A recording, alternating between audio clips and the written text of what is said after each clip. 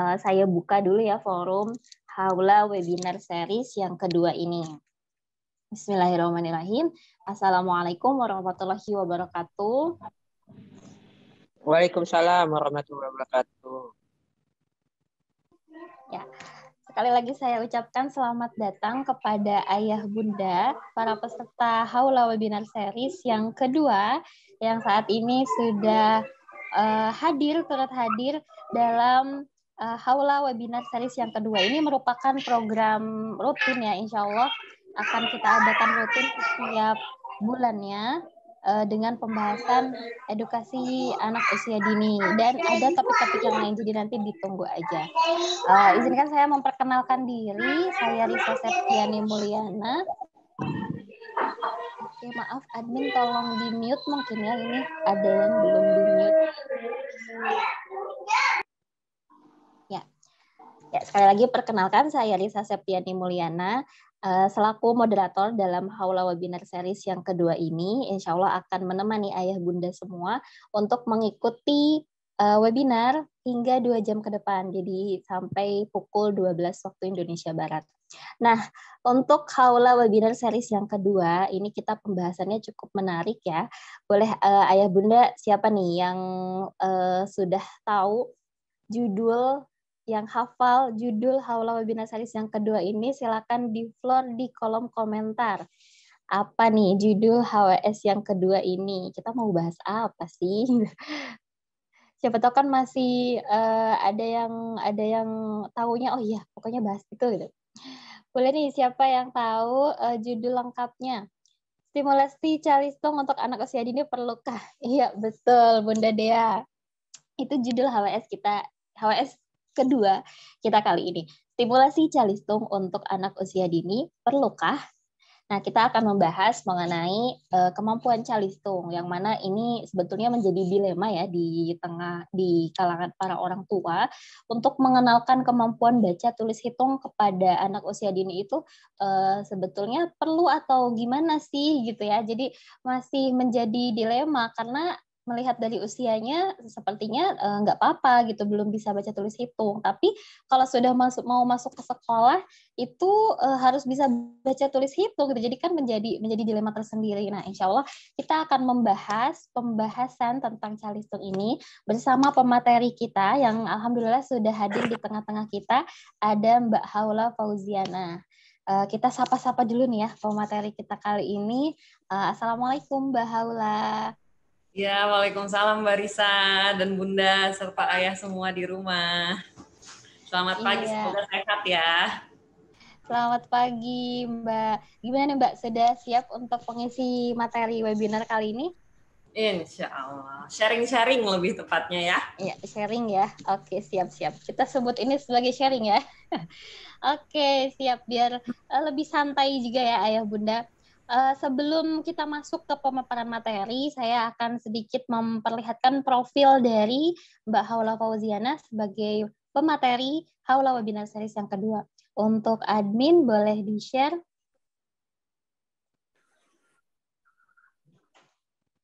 Ya, ini profil Mbak Haula Fauziana, Sarjana Psikologi CMNLP. Beliau saat ini aktivitasnya sebagai working mom dan istri serta ibu dari 1 orang anak. Wah, sudah punya momongan nih ayah bunda. Kemudian beliau menempuh pendidikan S1 Psikologi Universitas Diponegoro dan beberapa capaian ketika menempuh perkuliahan tersebut ya, Masya Allah di sini ada banyak sekali. Beliau interest terhadap family psychology, kemudian juga menjadi awardee dari CPS Scholarship, lalu mendapat PKM juga dari Kemenristek Dikti, kemudian pernah menjadi presenter di Bogor International Conference for Social Science 2017 ya, konferensi Social Science 2017 ya. Kemudian ada training dan seminar yang pernah diikuti oleh Mbak Haula, ada seminar International Federation of Neurolinguistic of Psychology. Ini seminar internasional mengenai neurolinguistik ya. Lalu ada LKMM Madya Undip ada CEO School, dan Improving Managerial Skill. Wah, luar biasa ini capaian Mbak Haula juga dengan prestasi-prestasi beliau ya. Nah, ada moto beliau nih, belajar, bergerak, berhasil. Wah, mantap banget nih. Oke, tanpa kita berlama-lama lagi, oh iya, bagi ayah bunda juga yang ingin memfollow Mbak Haula bisa di-follow di @haula_fznh. Jadi nanti bisa lebih kenal personal ya kepada Mbak Haula. Silakan boleh di-follow. Baik, tanpa berlama-lama lagi, kita langsung aja nih masuk ke sesi materi yang akan dipaparkan oleh Mbak Haula. Sebelumnya saya akan menjelaskan beberapa rules ya. Jadi nanti setelah pemaparan materi akan ada sesi diskusi dan tanya jawab. Kita akan buka 2 termin. Untuk termin pertama kita tampung dulu 3 pertanyaan, lalu termin kedua 3 pertanyaan. Nanti untuk ayah bunda yang ingin memberikan pertanyaan atau tanggapan boleh di floor di kolom chat yang ada di bawah ya. Atau jika nanti ada yang ingin memberikan pertanyaan secara langsung, boleh raise hand, ada logo, ada menu raise hand ya di Zoom. Kemudian nanti boleh setelah dipersilakan oleh saya selaku moderator, boleh untuk open cam dan open mic. Baik, kita langsung saja masuk ke sesi materi. Saya persilakan kepada Mbak Haula Fauziana. Ya, terima kasih Mbak Risa. Ya, sebelumnya Assalamualaikum warahmatullahi wabarakatuh. Selamat pagi Bunda dan Ayah di rumah, salam sejahtera untuk kita semua. Ya, semoga dalam keadaan sehat semua Bunda dan Ayah di rumah di saat sekarang lagi mungkin ada PPKM darurat ya. Semoga stay safe di rumah aja gitu. Ya, nah di sini lebih tepatnya saya kan anaknya baru 1 nih. Nah, habis itu anak saya juga masih usianya 1 tahun. Di sini kenapa calistung gitu ya? Bukan gimana saya mendidik anak untuk belajar baca tulis hitung, bukan, karena anak saya masih 1 tahun gitu. Masih saya kenalkan dengan lingkungan sekitarnya aja. Nah, ini lebih tepatnya ketika sharing ketika dulu saya diajarkan oleh ibu dan ayah saya gitu ya untuk belajar membaca, menulis dan berhitung gitu. Nah, itu nanti akan saya sharing-sharing sedikit gitu ya, bagaimana cara beliau mengajarkan saya yang posisinya saya merasa impactful gitu ya, ngena banget gitu, bahasa gaulnya ngena banget gitu. Belajar baca, tulis dan hitungnya tuh ngena banget gitu. Tanpa saya bukan tanpa ya. Saya pun merasa senang menjalankannya gitu. Bukan yang akhirnya stres dan lain-lain. Nah, itu mungkin seperti tadi yang udah ini ya kenalkan oleh Mbak Risa, ya saya biasa dipanggil Haula gitu kan ya. Kebetulan memang tumbuh dari kecil bersama lingkungan yang mungkin sifatnya edukasi, khususnya edukasi anak di dalam hal alat permainan ya gitu.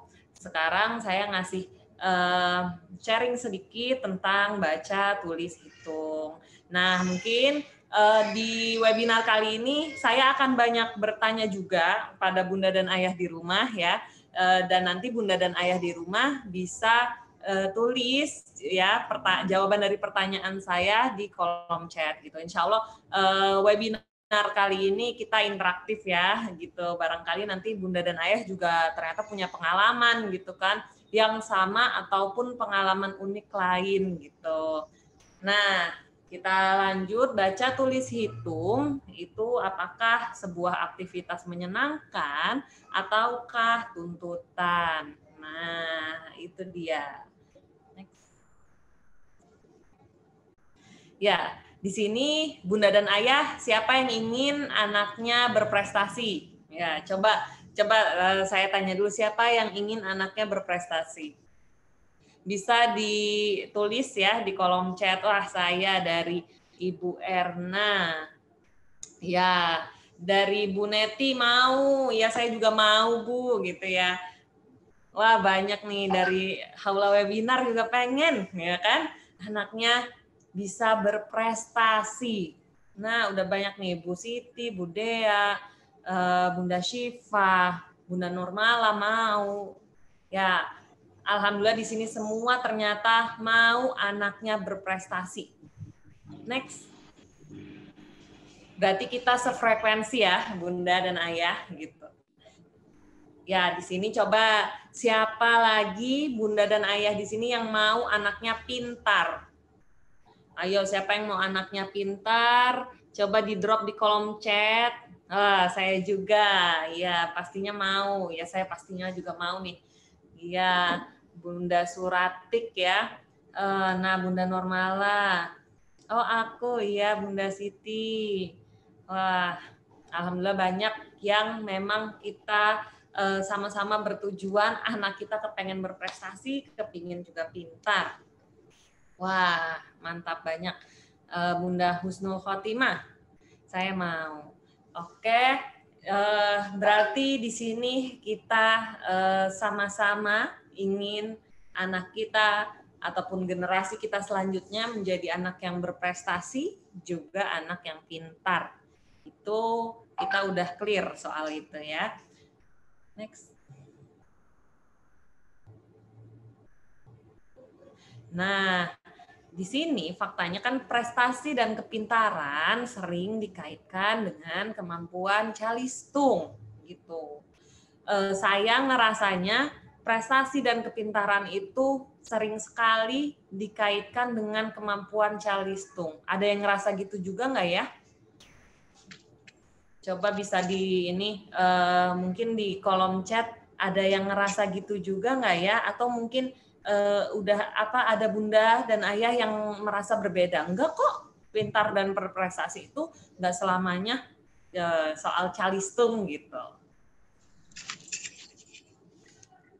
Wah, semakin kesini enggak lagi. Alhamdulillah, berarti kalau kayak gitu dari Bunda Neti.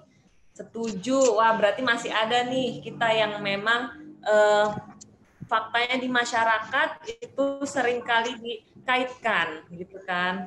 Oh, ini juga ada pendapat lain dari Bunda Siti. Faktor pendukung. Ya, betul juga ya. Faktor pendukungnya memang salah satunya calistung ya. Oke, ada ilmu baru nih tentang multiple intelligence gitu. Ini bisa dibahas nih Mbak Risa di next webinar nih. Apalagi sejak familiar multiple intelligence. Ya, itu mungkin di next webinar. Nah, di faktanya di beberapa gitu ya, saya juga masih sering menemukan prestasi dan kepintaran sering dikaitkan dengan kemampuan calistung, ya kan? Contohnya misalnya lomba gitu kan, lomba matematika gitu dia jadi yang terpandai, atau mungkin ketika ujian gitu kan, ujian bercerita dia menjadi yang paling bagus ceritanya gitu. Nah, next. Di sini ya, di sini ternyata faktanya calistung itu adalah tantangan yang tidak mudah bagi anak kita gitu.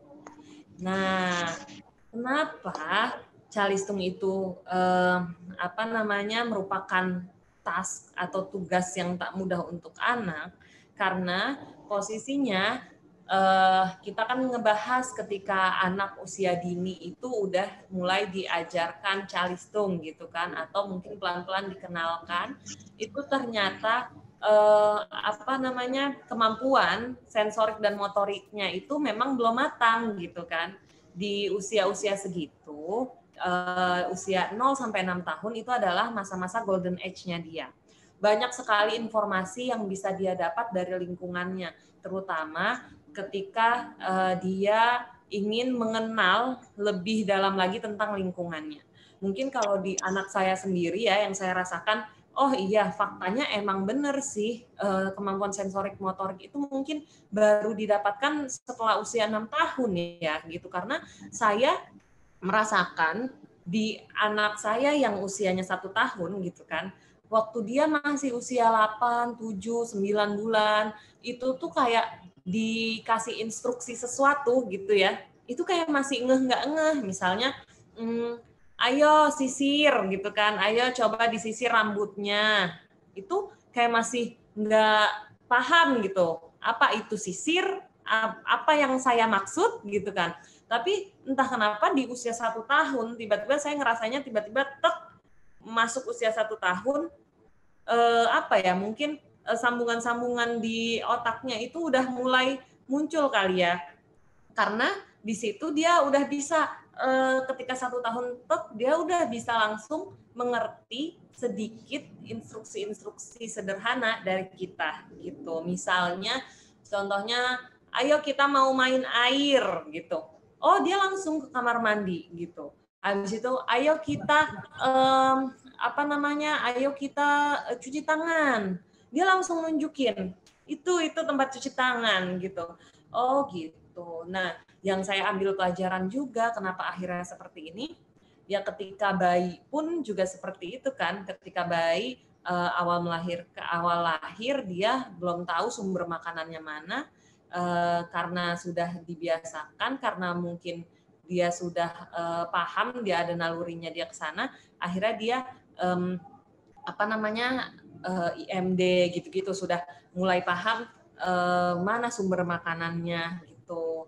Dan mungkin dan yang setelah saya melewati fase-fase itu memang setiap anak, setiap tahap usia itu dia punya fase perkembangannya sendiri.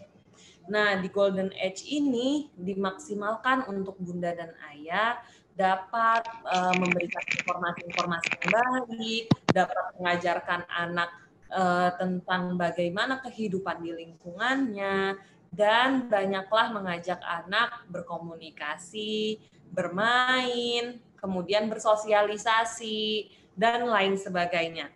Karena di sini masa-masa anak untuk banyak dapat menyerap informasi. Ibarat spons, ya masa-masa Golden Age itu mirip spons yang dikasih air itu langsung tersaring semua.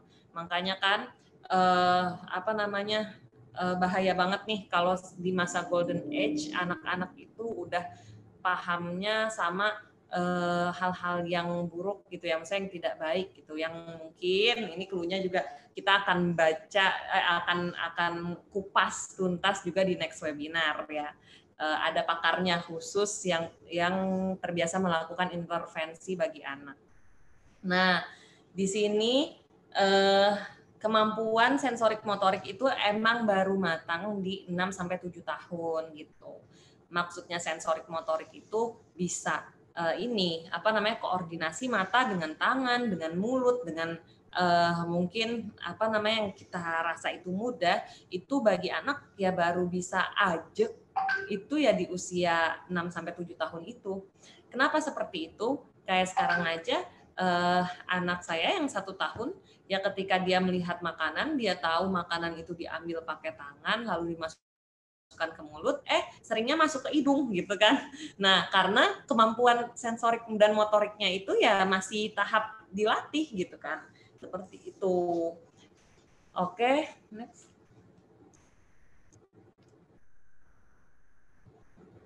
Ya. Nah, di sini kita kupas satu persatu gitu. Membaca. Nah, membaca itu bisa dikenalkan sejak usia 3-5 tahun. Sebenarnya membaca itu dari kecil banget ya, maksudnya dari kayak baru lahir pun bunda dan ayah kan juga pengen membangun habit ya, habit kebiasaan anak itu suka dengan buku. Nah, itu bisa dimulai juga. Cuma memang kalau misalnya dia yang akhirnya membaca sendiri dan dia suka dengan aktivitas membacanya, itu baru benar-benar bisa di 3-5 tahun. Nah, awal mengenalkan membaca ini dengan mengobservasi atau melihat gambar-gambar di lingkungan sekitarnya. Kok bisa sih membaca sama gambar-gambar? Nah, ini yang baru, ilmu baru yang bisa kita dapat. Coba kita perhatikan yang namanya ketika membaca itu, mungkin di sini saya ada contoh peraganya ya. Ini kan merupakan huruf-huruf ya. Huruf-huruf yang ada itu adalah simbol-simbol. Nah, simbol-simbol ini berawal dari gambar gitu ya. Simbol-simbol ini adalah gambar kalau menurut anak-anak kita gitu. Jadi huruf, angka dan lain-lain itu adalah simbol yang berupa gambar. Jadi untuk awal pengenalan membaca adalah dengan terbiasa melihat gambar-gambar di lingkungan sekitarnya gitu. Nah, setelah itu di 3-5 tahun, kalau seandainya perkembangannya cepat gitu ya, di usia 4-6 tahun itu sudah mampu membaca sederhana dari buku atau benda. Kalau di sini ada anaknya yang usia segini ya kan, bisa tuh udah mulai diajarkan sendiri gitu kan, baca sendiri, megang sendiri. Nah, di sini mungkin next dulu ya. Gitu. Nah, kemudian menulis itu bisa dimulai dari menggenggam, mencoret-coret, dan menulis itu bisa diberikan buku-buku menggambar dan lain-lain. Di sini kemampuan untuk menggenggam itu kan sudah ada dari 1 tahun gitu ya. Nah, jadi bisa mulai dilatih gitu dan diasah dari 1 tahun. Di sini juga Bunda dan Ayah pastinya pengalaman ya, ngerasain rumahnya dicoret-coret sama anak. Nah, itu adalah tahap awal untuk anak-anak bisa menulis gitu. Ya, mungkin seperti itu. Nah, di sini buku-buku menggambar juga efektif gitu untuk menjadi awal anak kita bisa menulis gitu ya.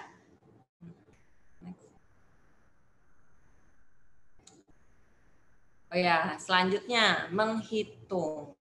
Nah, menghitung ini bisa dikenalkan sejak usia 4-6 tahun. Nah, di sini di 4-6 tahun ini bisa dimulai dari menghitung benda-benda di sekitarnya. Saya ingat banget dulu saya suka diajak jalan-jalan, ya kan?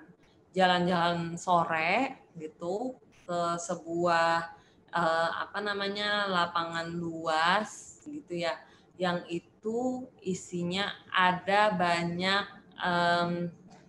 angsa.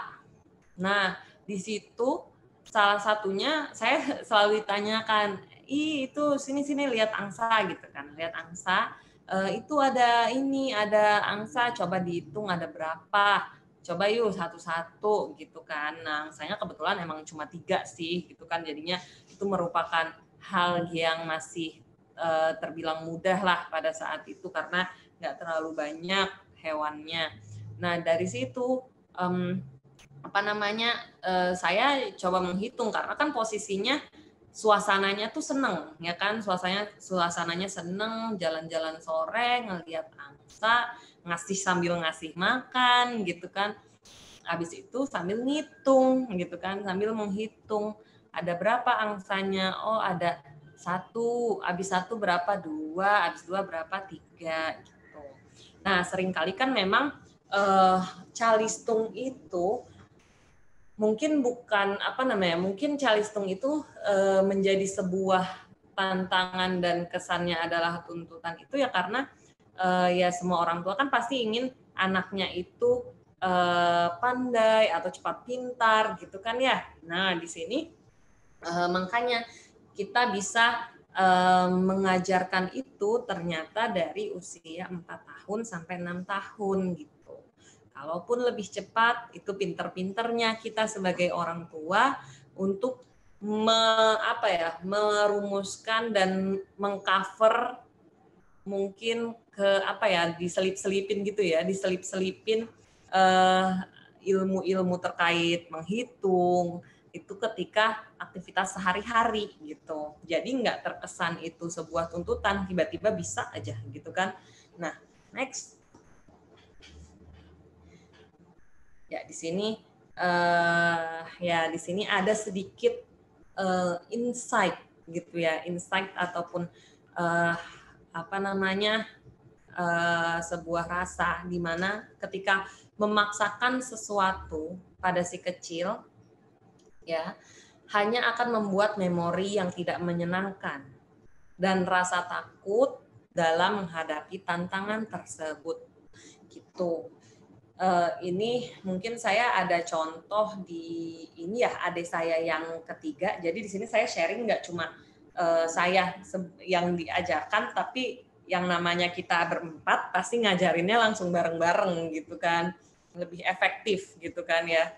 Nah, ketika dia itu dulu suka sama bahasa Arab gitu ya, ketika dia dulu suka sama bahasa Arab, tapi ternyata setelah bahasa Arab itu dia ada pelajaran olahraga yang itu posisinya ketika dipanggil gitu ya, ketika dipanggil itu diburu-buru, dicepet-cepet, akhirnya apa? Akhirnya pelajaran bahasa Arab itu bukanlah jadi pelajaran yang dia sukai gitu.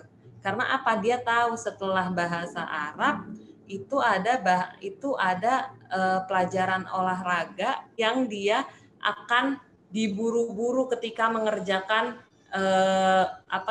bahasa Arabnya itu gitu. Nah, di sini akhirnya memunculkan memori yang tidak menyenangkan. Bahkan di situ testimoni dari adik saya gitu ya, testimoni dari adik saya.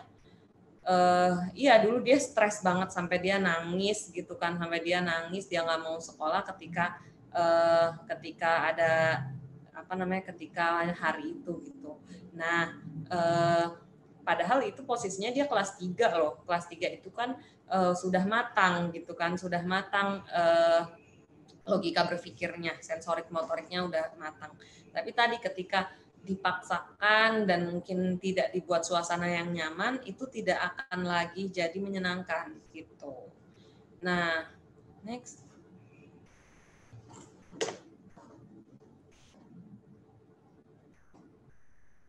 Ya, tahukah ayah dan tahukah bunda?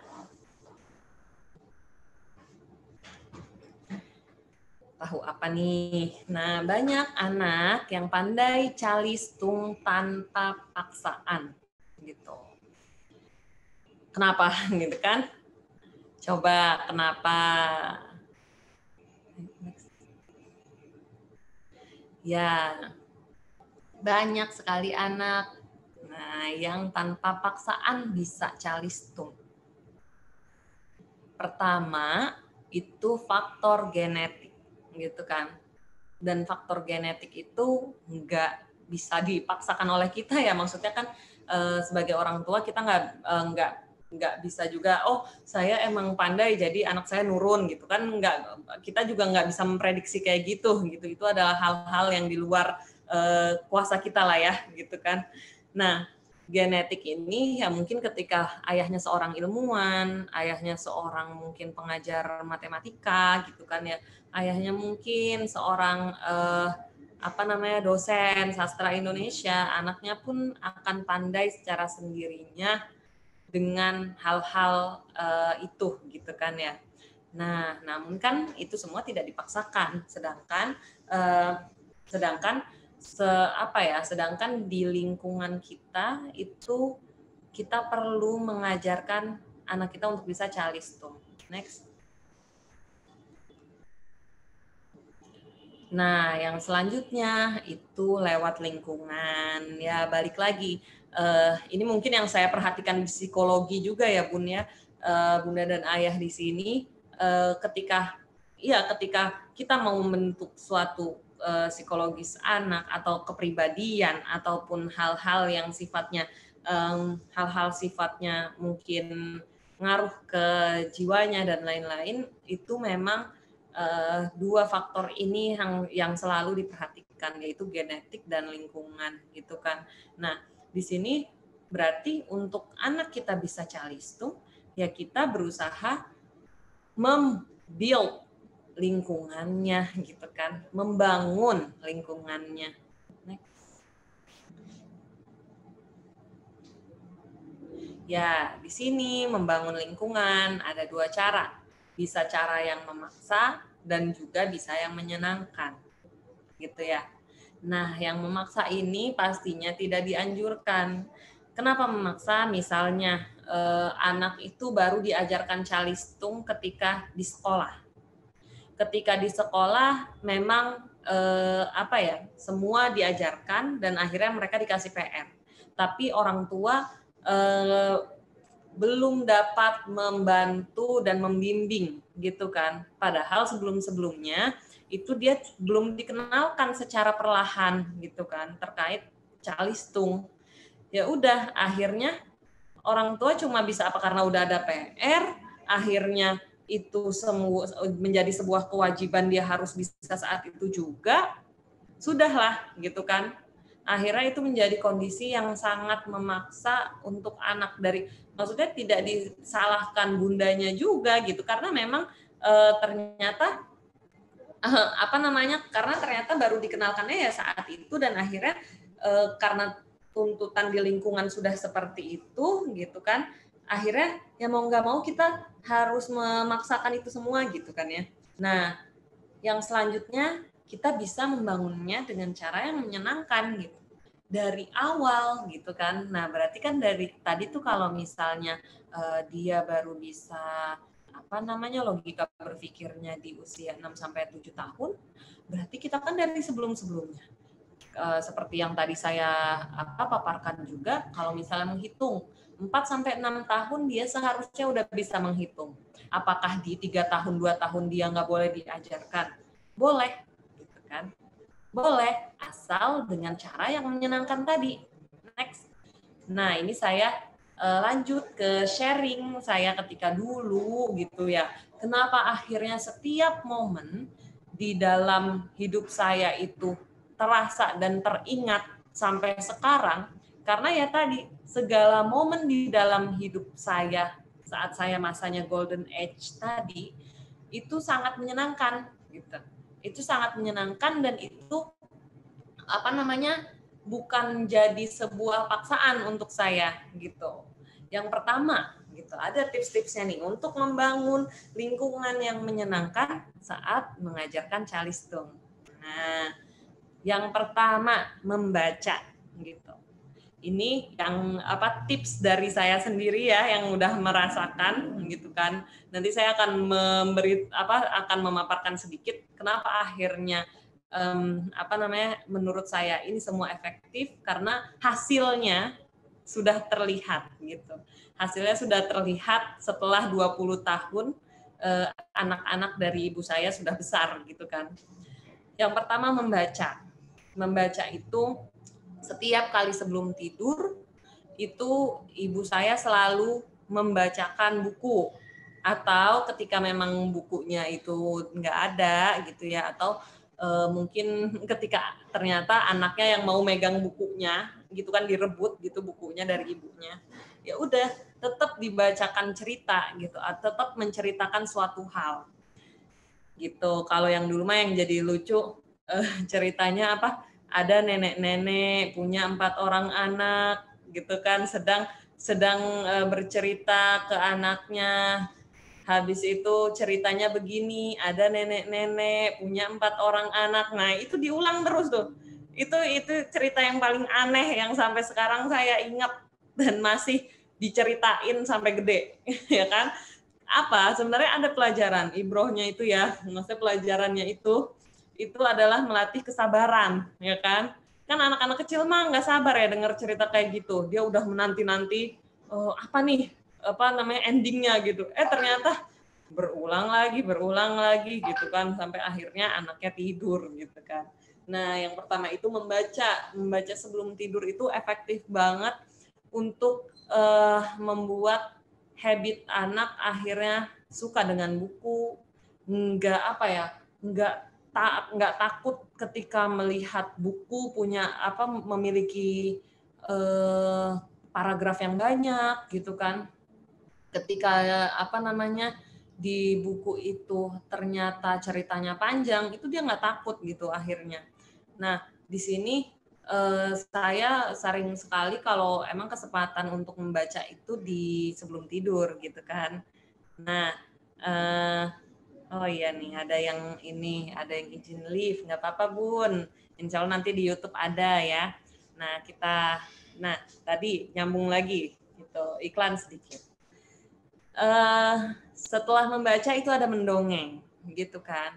Emang kalau membaca itu sebelum tidur, kalau mendongeng itu kapan sih, gitu. Dulu yang saya rasakan mendongeng itu memang ketika kita sedang ikut dalam ikut beraktivitas bersama orang tua gitu kan waktu itu orang tua masih mendirikan masih merintis lah ya usahanya, jadinya ketika di ruko ketika di pameran itu kita selalu megang boneka dan itu akhirnya kita bermain peran di situ gitu, kita cerita-cerita sendiri gitu kan. Kalau mungkin ditanya emang dari awal bisa langsung cerita-cerita sendiri, yang enggak gitu. Awalnya pasti ibu saya mencontohkan gitu kan, mencontohkan ketika kita bermain peran gitu kan, ketika kita membuat suatu alur cerita gitu kan. Nah, itu yang menjadi faktor utama akhirnya kita bisa mandiri melakukan itu gitu.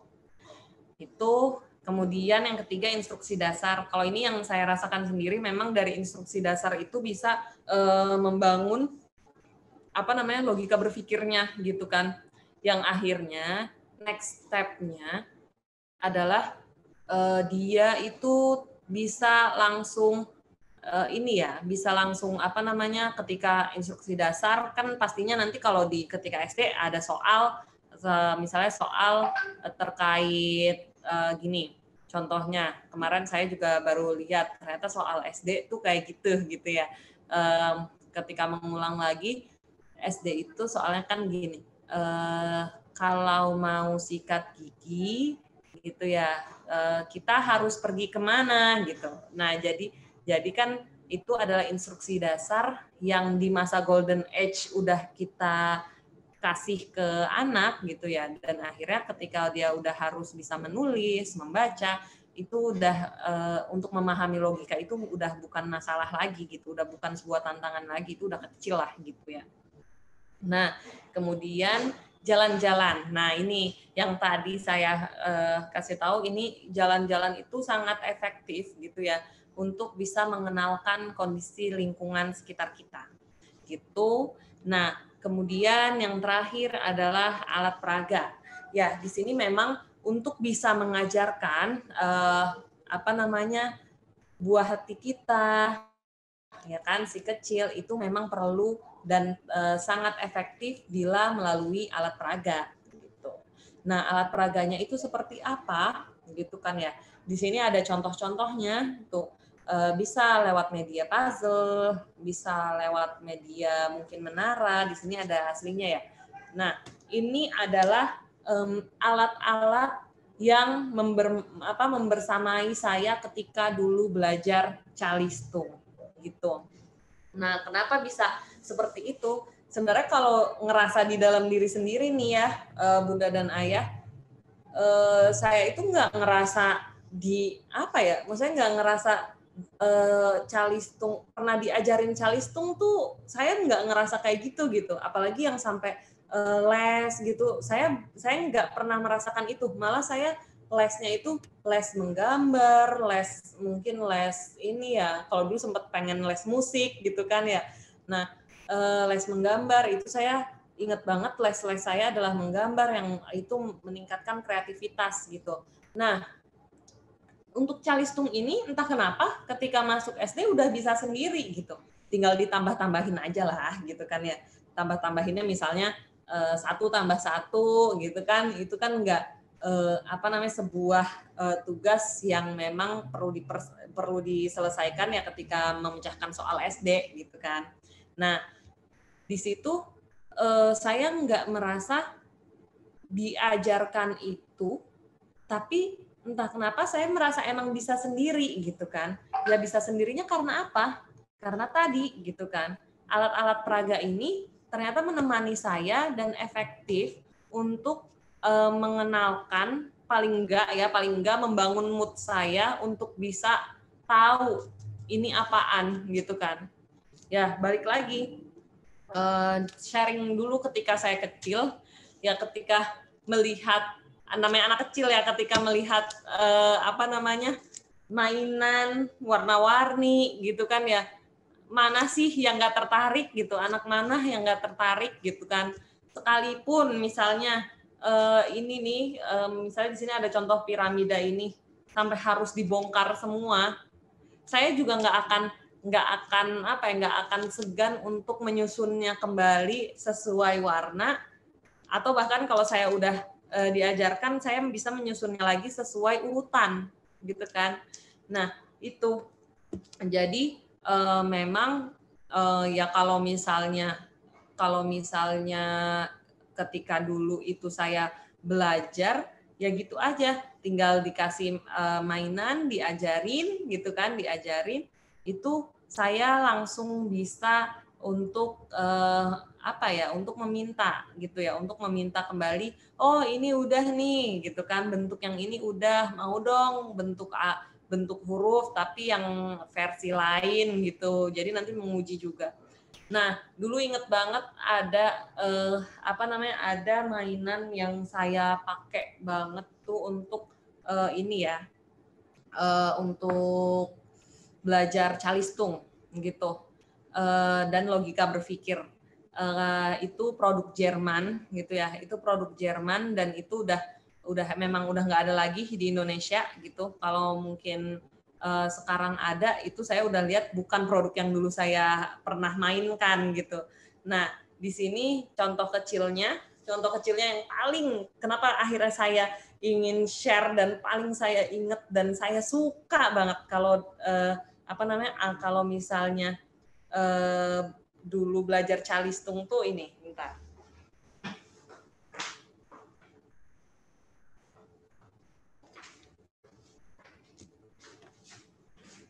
Ya, nah di sini ada namanya pelangi kata. Ya, di Haula Toys sudah ada namanya pelangi kata. Di sini ini adalah barang yang dulu mirip sama produk Jerman yang pernah saya sukai gitu ya ketika masa itu. Itu kebetulan perusahaannya memang udah tutup gitu ya, udah tutup, saya udah tahu memang udah nggak beroperasi lagi gitu kan. Nah, namun ternyata nilai-nilai dan value yang diberikan oleh oleh alat peraga mereka itu sampai banget ke saya gitu.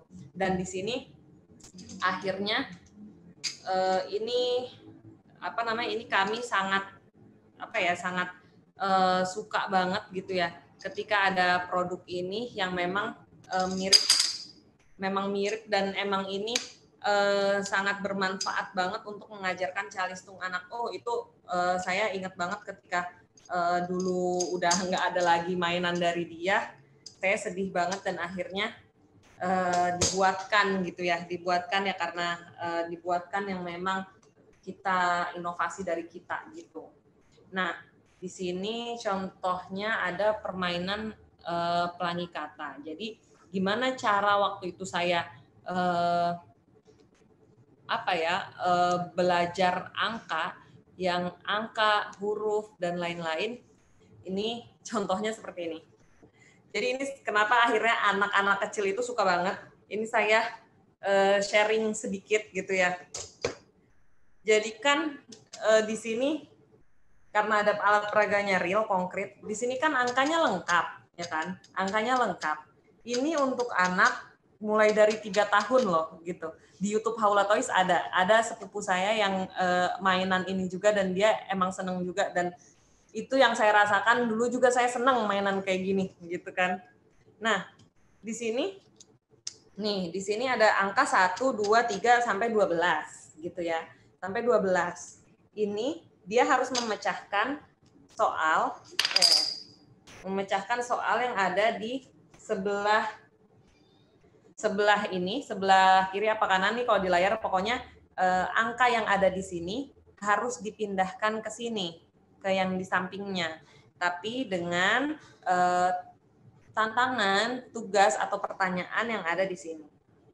Tuh, ini sih contohnya ya. Contohnya ini di sini ada gambar. Oh, ada gambar orang sedang sujud.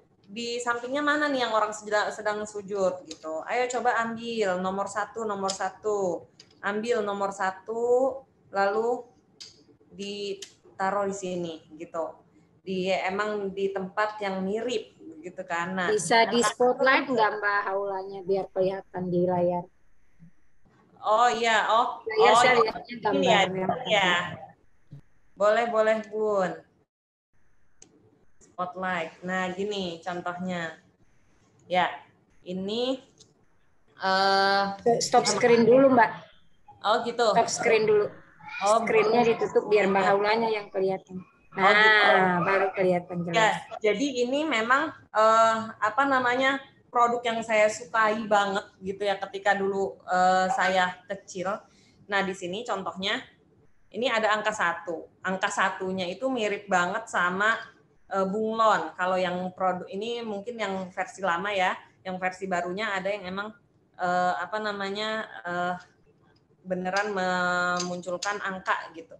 Nah, ini angka 1 ini nanti dia muncul di sini. Oh, gambarnya kayak gini gitu kan. Gambarnya nih contohnya. Gambarnya tuh ya. Ini. Nah, mana di halaman sampingnya yang mirip gitu kan. Yang mirip dengan gambar tersebut. Itu kalau misalnya dulu ketika saya 3 tahun, itu adalah pertanyaan yang susah gitu kan. Susah banget menurut saya. Tapi saya senang, tertantang. Karena apa? Warna-warni dari mainannya. Habis itu juga rasa kepengen bisa selesai gitu kan. Soalnya di sini ada kunci jawabannya nih. Kalau selesai dia akan menunjukkan seperti ini. Dan kalau misalnya belum seperti ini, pasti anak kecil tuh kepengen untuk bisa, ayo gimana caranya? Aku akan main lagi, main terus, main sampai dapat gitu kan. Nah, gitu. Ini nanti akan ditaruh di sampingnya. Di sini ada nih gambar yang sama gitu. Jadi secara tidak sadar si kecil itu bisa menyelesaikan tugasnya dengan baik sambil ini juga belajar calistung juga gitu. Dulu mah gampang banget, ibu saya kalau udah tinggal nyodorin gitu mainan ini gitu ya, mainan ini. Udah sekarang halaman ini gitu, kamu susun sendiri dari 1 sampai 12. Lalu ini ya, dicoba jawab pertanyaan dari angka 1 sampai 12. Nanti kalau misalnya udah selesai, kasih tahu. Nanti ini Umi yang nyocokin apakah udah benar gitu kan soalnya dengan jawaban yang ada di atas ini gitu kan. Nah, kayak gitu contohnya. Ini yang masih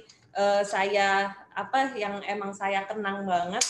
Jadi dulu itu saya nggak merasa sama sekali saya harus belajar beneran belajar didudukin. Oke, kamu belajar membaca. Oke, kamu belajar menghitung. Enggak pernah kayak gitu. Tapi ya udah, itu udah dengan sendirinya saya paham gitu karena saya diberikan hal-hal seperti ini gitu. Memang kalau sharing sedikit, dulu ketika saya kecil gitu ya, kan di situ mainan masih terbatas ya. Di situ mainan pada saat itu mainan masih minim sekali gitu. Nah, susah mendapatkannya. Dulu memang kalau misalnya saya dulu waktu mau diajarin bahasa Inggris, jadi memang kalau orang tua saya gitu ya, ibu sama ayah saya itu selalu gimana caranya memberikan alat peraga gitu ya, ketika memang ingin memasukkan suatu value ke anaknya gitu. Sampai kan dulu ayah saya masih pegawai swasta gitu ya, pegawai swasta itu inget banget untuk anaknya bisa bahasa Inggris, nggak mungkin kan kalau anaknya seneng kalau misalnya diajarinnya mungkin dengan les atau mungkin dengan suasana khusus belajar gitu. Nah, jadinya ya apalagi orang tua saya mungkin kalau kemampuan bahasa Inggrisnya kurang gitu kan ya, kurang lah dibandingkan anak-anak zaman sekarang gitu, karena dulu kan informasinya juga kurang memadai. Ya udah akhirnya ayah saya itu bela-belain menghabiskan tabungannya untuk membelikan paket lengkap belajar bahasa Inggris yang ada bonekanya bisa ngomong bahasa Inggris, habis itu juga ada VCD-nya karena dulu ada VCD-nya gitu kan. Nah setelah itu ya saya ya senang aja gitu kan, senang tiba-tiba jadi ngikutin kata-katanya, jadi tahu, dan sekarang juga saya nggak anti sama bahasa Inggris gitu kan, gitu. Nah itu salah satunya gitu ya, salah satu contohnya. Ya saya merasa soalnya masa kecil saya dulu memang disetting gitu kan, disetting untuk selalu menyenangkan.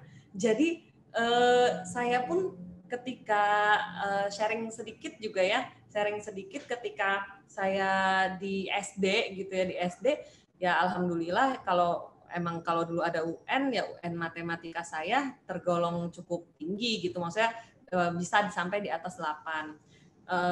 Kenapa begitu? Karena kalau misalnya dilihat ini nanti saya akan memaparkan sedikit gitu kan tentang profil dari didikan anak yang sudah dididik bersama mainan sejak kecil sampai sekarang yang usianya terkecil adalah adik saya yang keempat, itu usia 20 tahun gitu, dan kita semua enjoy dengan kehidupan di sini gitu, kehidupan entah di kampus, entah di sekolah gitu. Akhirnya kami enjoy aja. Mungkin bisa ditampilin slide-nya ya. Gitu. Ya, di sini jadi sharing sedikit gitu kan. Di sini ada buktinya gitu kan. Testimoni pengguna mainan edukasi. Nah, ini untuk lebih jelasnya kami itu share screen-nya udah kelihatan ya Bun ya, PPT-nya. Bisa dikasih tahu kalau ada yang nggak kelihatan di kolom chat mungkin ya. Ya. Oke, siap. Nah, ini ada 4 anak dari orang tua saya. Ya, habis itu emang ada anak asuh 3 gitu. Dan kebetulan yang satu itu dia udah SMP. Kalau yang 2-nya itu kebetulan spesial gitu, anaknya spesial nih. Nah, makanya ini bentar lagi kalau mereka udah pada gede, ada lagi nih testimoni gitu kan, testimoni mereka yang dibesarkan bersama mainan edukasi. Next, ya di sini bisa dilihatin enggak, next di yang keempat, adik saya yang keempat. Coba di close dulu. Nah, dari adik saya yang keempat mungkin ya, ini sekilas ya. Ini nih yang kedua, dari adik saya yang kedua. Ya, jadi kita tuh berempat, kita itu anak seni semua gitu. Coba kalau misalnya anak seni, anak otak kanan diajarkan calistung, itu merupakan tantangan yang sangat berat karena kita itu adalah anak yang bebas, ya kan? Maksudnya anak yang bebas, anak yang suka berekspresi, anak yang inginnya semuanya dikreatifkan gitu kan ya. Ini mungkin di gambar yang anak kedua itu yang ya. Nah, ini salah satu hasil karya adik saya yang ketiga ya. Itu dia sekarang ada di Istanbul, Turki. Dia ngambil hubungan internasional di Istanbul University gitu ya. Nah, dia juga orang yang yang suka menggambar gitu. Termasuk saya juga suka menggambar gitu. Tapi kalau dia emang juga suka mewarnai. Nah, kalau saya kurang suka kalau mewarnai. Tapi kalau gambar saya masih suka. Gitu. Next di anak keempat. Ya, ini adik saya yang terakhir. Next. Ya, ini hasil karyanya gitu. Dia sekarang ada di UNS di seni kriya gitu kan ya. Ya mungkin kenapa akhirnya saya sharing seperti ini, memang kan tadi kita punya multiple intelligence ya tadi yang Bunda sampaikan gitu kan. Nah, cuma kan kalau di Indonesia ini memang formal atau mungkin sekolah formal itu memang masih menjadi ini ya jenjang sekolah kita yang harus kita lewati gitu kan. Nah, di situ kan kalau di sekolah formal pasti kita banyak belajar pelajaran-pelajaran biasa. Padahal posisinya kami semua itu suka menggambar gitu. Suka menggambar, kita mungkin anak otak kanan gitu ya, otak kanan, dan sampai adik saya yang kedua itu dia itu juga waktu di SD dia stres ketika menghadapi matematika.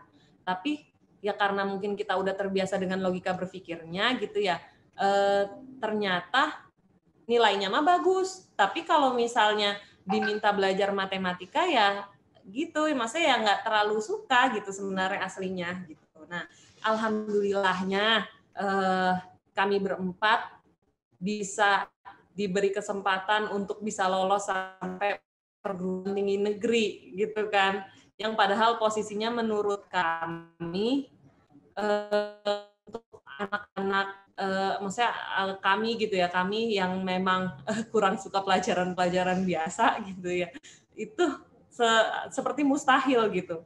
Tapi ya alhamdulillah ternyata logika berpikir yang diajarkan oleh alat permainan edukasi itu sangat efektif untuk membuat kita itu bisa survive di lingkungan kita yang memang perlu kemampuan baca, kemampuan tulis, dan kemampuan hitung yang baik gitu kan. Itu mungkin yang bisa saya sampaikan di sini, sharing sedikit ya, karena di sini saya juga merasakan sebagai orang yang diajarkan.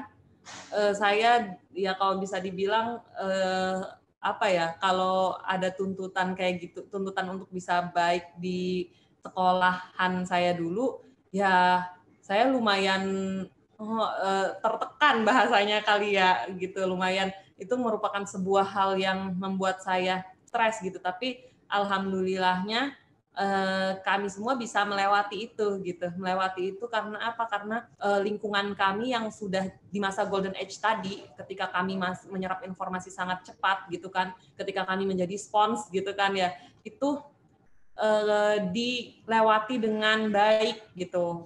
Alhamdulillahnya itu terlewati dengan baik, dan udah tuh tinggal diarahkan pelan-pelan, diarahkan dikit-dikit sisanya gitu ya. Mungkin seperti itu sharing dari saya gitu ya. Di sini mungkin ada ini ya, di sini ada ibu saya juga yang memang dulu beliau yang mendidik saya dan yang menyodorkan menjejeli gitu, bahasanya, yang menyodorkan mainan-mainan ini sehingga membuat saya yang belajar itu semua bahagia, tapi juga bisa gitu ya, tapi juga ternyata bisa dan tidak stres dengan semua itu gitu. Nah, itu aja sharing dari saya, mungkin kurang lebihnya mohon maaf gitu. Semoga setelah ini Bunda dan Ayah bisa terus aktif di Haula Webinar Series gitu ya. Kita insya Allah semangat banget untuk bisa sharing gitu ya, agar masa depan anak-anak kita itu bisa berprestasi namun dilewati dengan ceria gitu. Ya, sekian dari saya, kurang lebihnya mohon maaf. Wassalamualaikum warahmatullahi wabarakatuh. Waalaikumsalam warahmatullahi wabarakatuh. Luar biasa, Mbak Haula. Terima kasih atas pemaparan materinya yang sangat jelas, juga dengan sharing-sharing ya, testimoni pengguna mainan edukasi gitu. Nah, kita masuk ke sesi pemaparan materi. Untuk ayah dan bunda yang memiliki pertanyaan, silakan untuk floor di kolom komentar, atau jika ayah bunda ingin menyampaikan pertanyaan secara langsung, silakan untuk raise hand. Lalu nanti saya akan pilih beberapa peserta, jadi bisa open mic juga open cam untuk menyampaikan pertanyaan. Oke, siapa nih? Apakah ada yang raise hand? Kita cek dulu sebentar.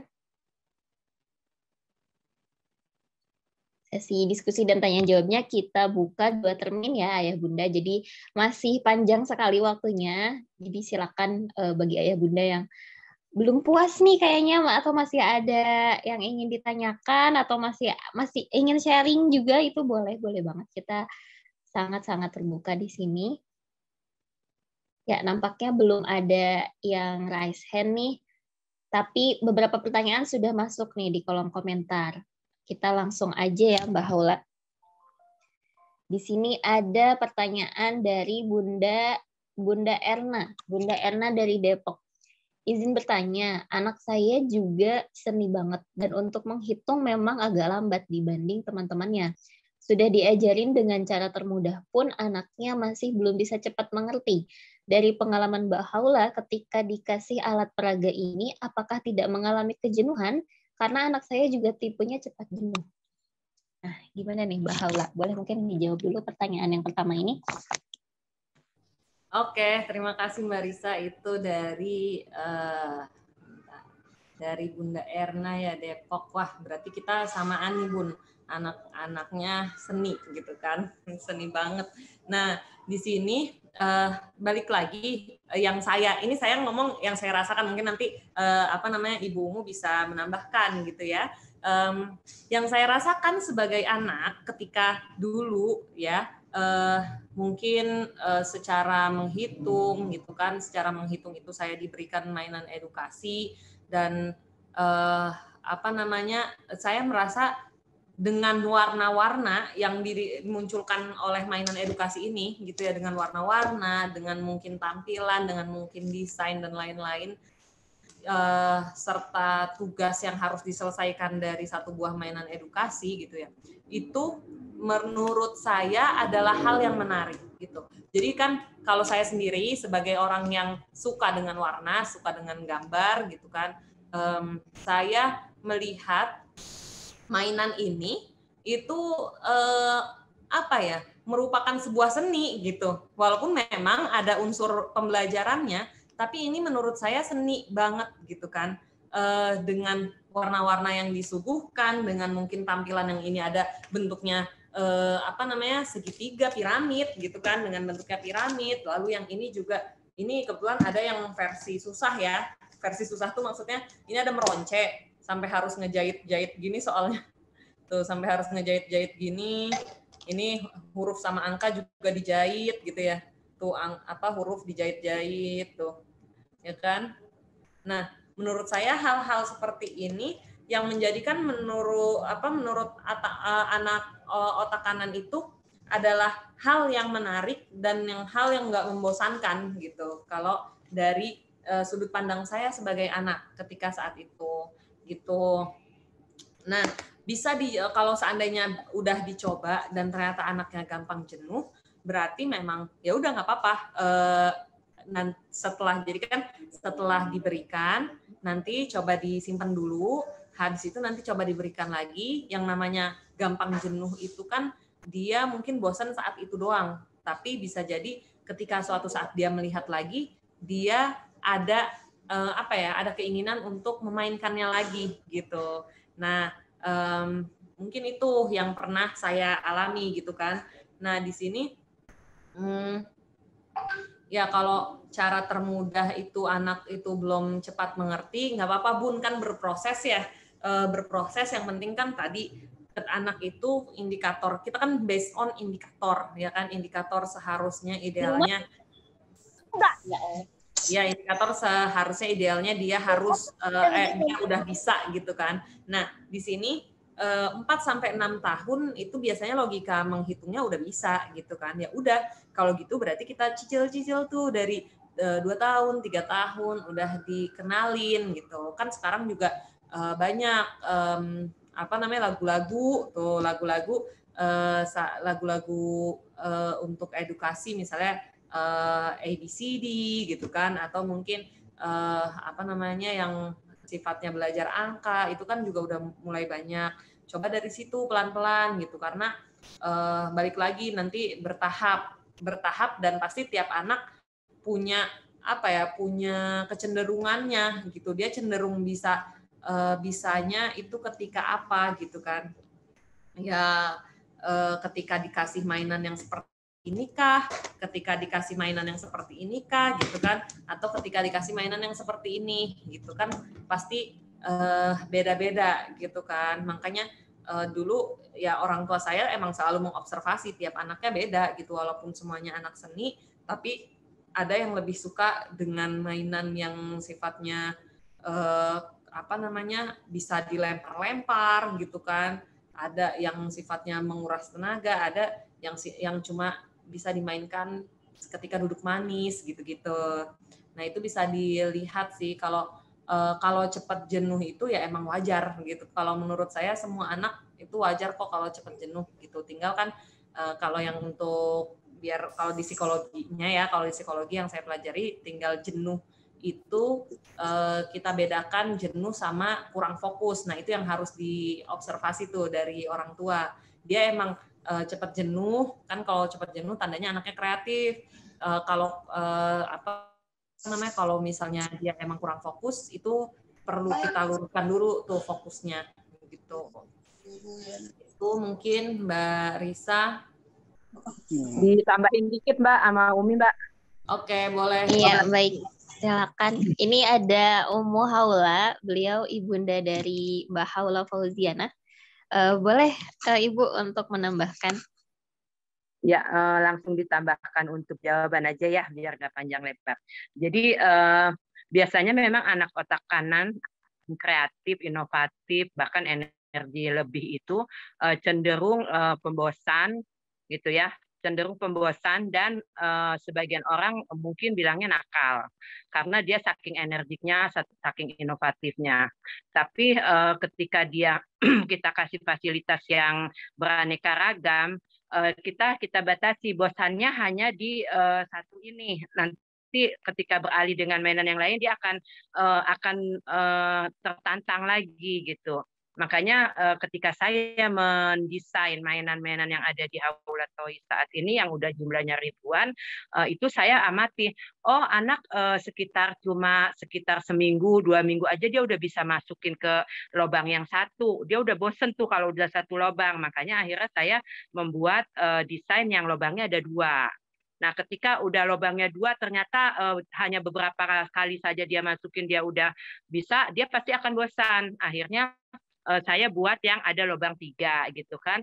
Terus begitu. Jadi begitu ternyata lubang itu 1, 2, 3 buat dia juga sudah lewat, tantangannya sudah bosan lagi, saya akan buat yang ada ininya, yang ada rintangan.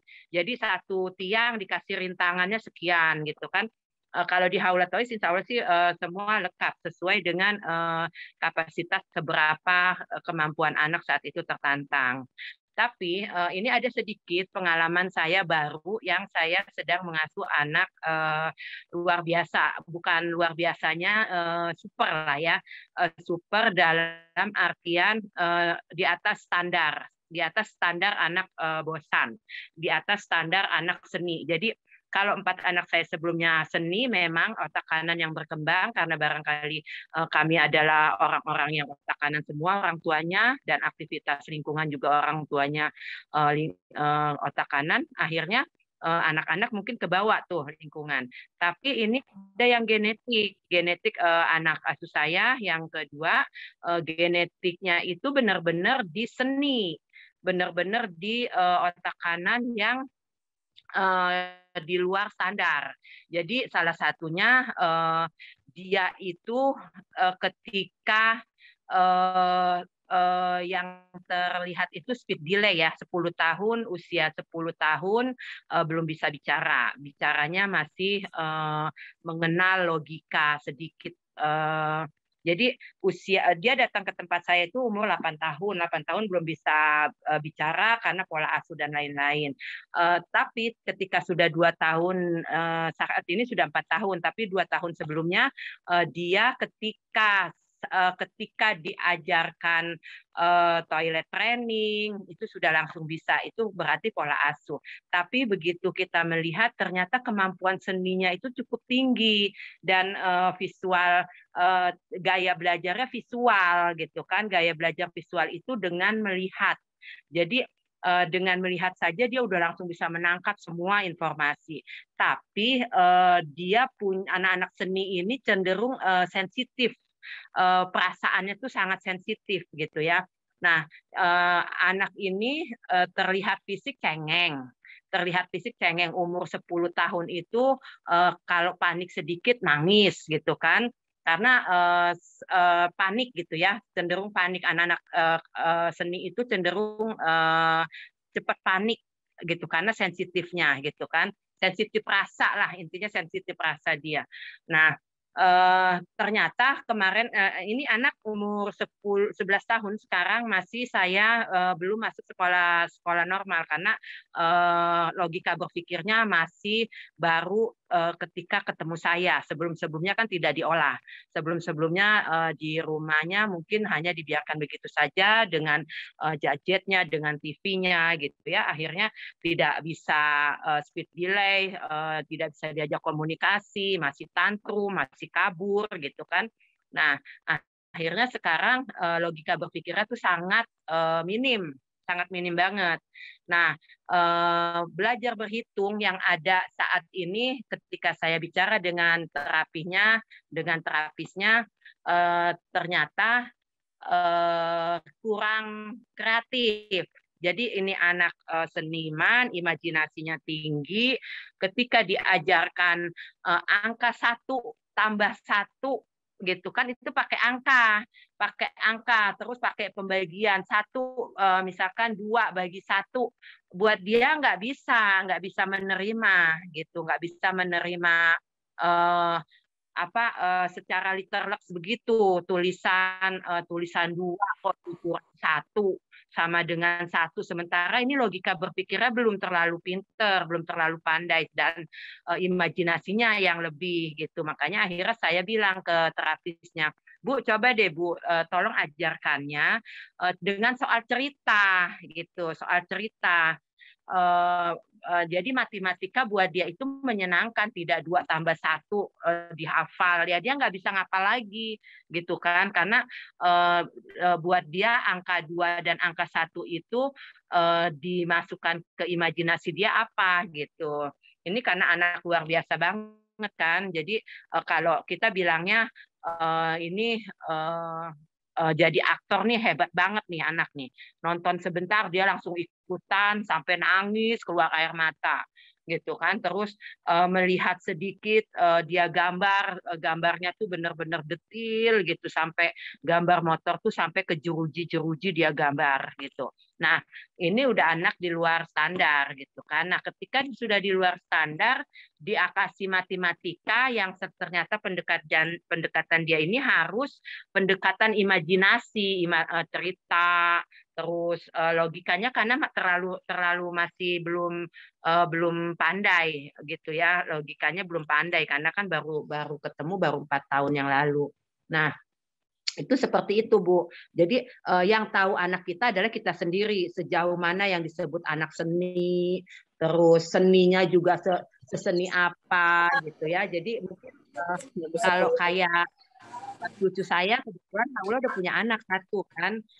Cucu saya ini saya perhatikan, saya suka bilang gini ke Haula, lah coba tuh kamu lihatin tuh, anakmu timbang dengar ada suara blangwir aja badannya joget gitu, badannya langsung langsung bereaksi. Jangankan suara blangwir, suara bunyi ketukan orang jalan aja dia bisa langsung goyang badannya gitu. Artinya dia sangat sensitif dengan musik gitu kan, dengan nada, dengan irama gitu. Nah, mungkin itu orang tua yang harus bisa memahami siapa anaknya, karena semua anak itu adalah istimewa gitu kan. Terus seperti itu Bunda semuanya. Mungkin itu jawaban dari pertanyaan yang itu ya. Barangkali dilanjut lagi lah. Cukup segitu. Setelah kalau mau tanya boleh. Ya, baik. Terima kasih kepada Bu Umu yang telah menambahkan. Baik, untuk pertanyaan berikutnya, ini maaf nih Mbak Haula, tadi koneksi di sini sempat hilang, jadi saya tadi sempat live dari Zoom, terus chatnya hilang semua. Mungkin bisa dicek pertanyaan yang berikutnya. Oke. Tadi kayaknya sempat ada beberapa pertanyaan yang serupa ya mengenai bagaimana mengatasi anak yang sering mengalami kejenuhan gitu ketika diberikan permainan, diberikan stimulasi calisto gitu. Banyak yang meminta saran begitu ya, apa yang harus dilakukan. Semoga dengan jawaban tadi dapat menjawab kegelisahan ayah bunda semua ya. Oke. Ya, Oke, baik. ini Mbak Risa yang apa namanya? Mungkin Bunda di sini ada yang mau raise hand.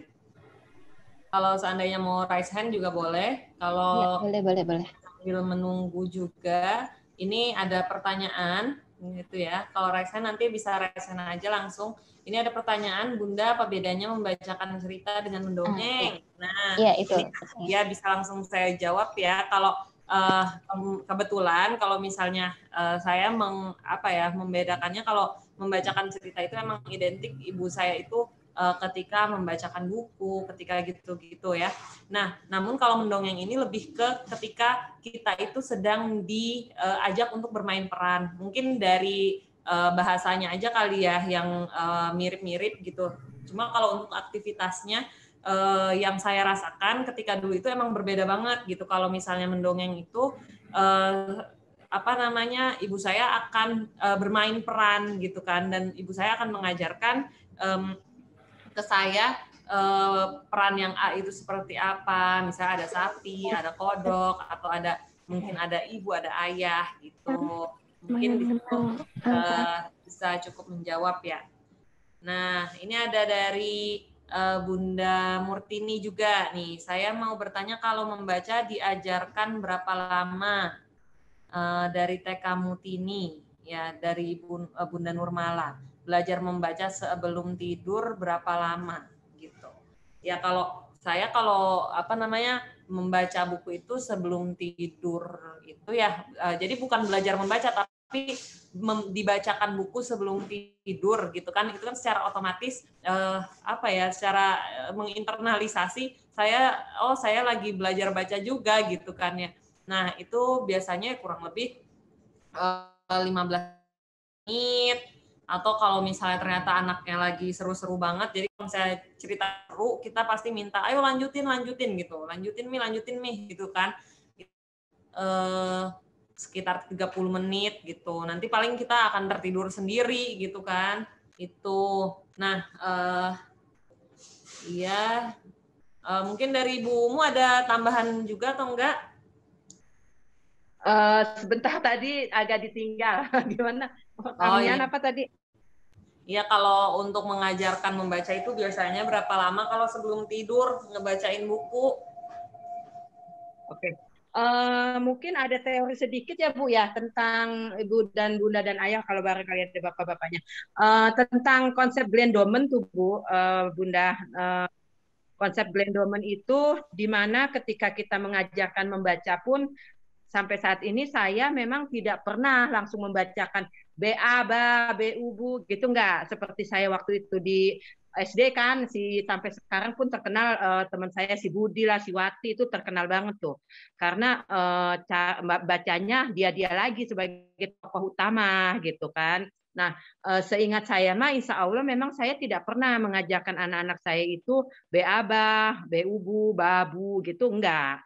Tapi ya tadi dengan saya anut teorinya Glendomen bahwa anak itu ketika melihat dia pun sudah langsung merekam gitu kan, merekam di bawah sadarnya. Tadi yang ada cerita itu kalau dia bercerita sambil melihat gitu kan, melihat gambarnya sambil diceritakan. Nah, ketika membaca pun saya hanya membacakan buku yang hurufnya besar-besar gitu kan. Nah, nanti dia cuma menangkap dan sampai saat ini saya rasa-rasanya tidak pernah saya mengajarkan anak-anak itu konsep membaca secara mengeja gitu. Saya nggak pernah. Nah, makanya kata saya si Haula selalu bilang totonya bisa gitu kan. Ya itu tadi karena dia fokus diajarinnya sambil bermain, dia jadi fokus. Nah, ketika gurunya mengajarkan pun ya dia cuma sekedar 1 menit, 2 menit, tapi dia fokus gitu kan. Konsep bermain edukasi itu adalah bagaimana si anak ini bisa fokus. Berapa lama dia bisa fokus? Karena percuma anak-anak kita belajar berjam-jam, tapi fokusnya hanya sebentar, gitu. Jadi penekanan kita adalah bagaimana anak kita itu bisa fokus dalam menghadapi permainannya, pelajarannya, gitu ya. Kalau sekarang saya mengajarkan Haula karena sekarang dia lagi saya transfer untuk jadi CEO-nya PT Haula. Jadi saya selalu menekankan kamu harus present ada di sini, ada di tempat gitu kan. Artinya sama seperti mainan edukasi. Berapa lama kita bisa menekankan dia fokus. Nah, ketika bekerja pun berapa lama kamu fokus dan merasa badan ada di sini, otak ada di sini, pikiran ada di sini gitu. Nah, itu ya Bu ya. Jadi nanti penerapannya ketika antara mainan edukasi dan keseharian saat ini, saat dia sudah menjadi sesuatu di dalam masyarakat, itu seperti itu. Presentnya itu adalah fokusnya dia, kebiasaan fokus. Nah, kalau soal belajar bacanya itu berapa lama? Ya menurut saya ya memang dari awal sudah dibiasakan, tapi caranya tidak lantas waktu khusus mengeja gitu. Waktu khusus mengeja kita nggak pernah mengajarkan waktu khusus untuk mengeja. Tapi baca bersama gitu. Ada bahkan saya dulu sempat punya paketnya, paket namanya dulu paket Poldi ya. Zaman dulu nggak tahu sekarang masih ada apa enggak. Paket Poldi itu dari mulai 1 kata gitu kan dilihatin ini pintu gitu. Nanti saya tempel di pintu dinding gitu kan. Terus misalkan kamar mandi saya tempel di kamar mandi. Nah, itu dengan begitu anak tuh sudah terbiasa pintu tulisannya bacaannya kayak gitu. Nah, kursi ditempel di kursinya gitu. Bacaan kursi tuh kayak gitu. Nah, itu kayak gitu Bu, karena yang saya lihat ini, jadi saya membandingkan nih ketika dulu saya mendidik anak saya 4, sekarang saya mendidik anak luar biasa nih 2, gayanya beda. Yang 2 ini dia baca sudah Bu, karena kan dari umur 0 sampai 8 tahun dia nggak ada di saya. Jadi dia datang ke saya dia sudah bisa baca. Dia bisa baca tulisan semua dia bisa baca, tapi dia tidak mengerti apa yang dibaca. Gitu yang tadi saya tekankan, saya ceritakan logika berpikirnya dia belum, karena dia hanya diajarkan baca oleh gurunya. Kebetulan waktu sebelum di saya itu dia sekolahnya di sekolahan SLB, dikasihnya di sekolah SLB. Nah, begitu sampai ke saya dia tulisannya cakep banget, tapi dia tidak bisa mengerti apa yang dia omongin, apa yang dia baca, dia tidak mengerti sama sekali. Gitu kan. Nah, jadi mau mana? Pilihannya mau mana? Anak bisa baca lah rajin, ngerti, bagus, tulisannya bagus, tapi dia nggak ngerti apa yang dibaca, nggak ngerti apa yang ditulis. Kenapa sampai ke saya akhirnya itu karena juga kabur terus dari rumah, karena tidak mengerti bahwa dia itu keluar itu bukan tempat tinggalnya, yang tempat tinggalnya sudah adalah di rumah, itu begitu Bu. Jadi bagaimana pendekatan ke anak-anak kita ini dari mulai logika berpikir sampai dia akhirnya memahami ilmu-ilmu yang lain, itu harus ada masanya, ada tahapan-tahapannya. Gitu. Kalau kayak Golden Age tadi udah sangat penting, wajib gitu kan. Nah, ternyata kalau kita salah asuh, mohon maaf saya sedikit menyambung webinar sebelumnya ya, yang tentang generasi alfa itu 10 mulai lahir 2010. 2010 itu adalah ketika anak-anak kita lahir, ada gadget di depan mata kita sudah sangat banyak. Nah, anak-anak yang pakai media belajar, cara belajarnya itu dengan visual, itu dia begitu ngelihat gadget, ngelihat TV yang demikian warna-warni, demikian cepat gerakannya, demikian heboh suaranya. Sementara kesiapan fisik dia belum siap ke situ, sehingga menghasilkan ya itu seperti anak asuh saya tadi gitu.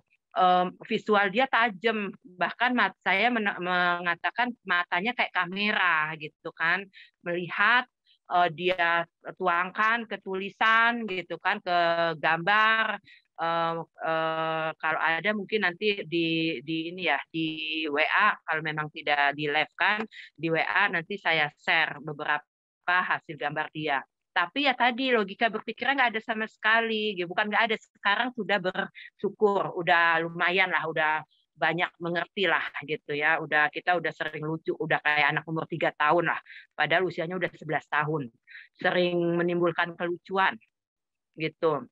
Nah, itu seperti itu, Bun. Jadi diwaspadainya adalah anak-anak 2010 ke sini itu adalah anak-anak generasi alfa yang ketika dia lahir di dunia, teknologinya sudah sangat canggih, tapi apakah secara fisik dia juga didampingi, distimulasi dengan baik? Gitu. Karena kalau enggak, kita akan mendapatkan bom waktu yang membuat kita kaget nanti. Gitu. Karena aneh.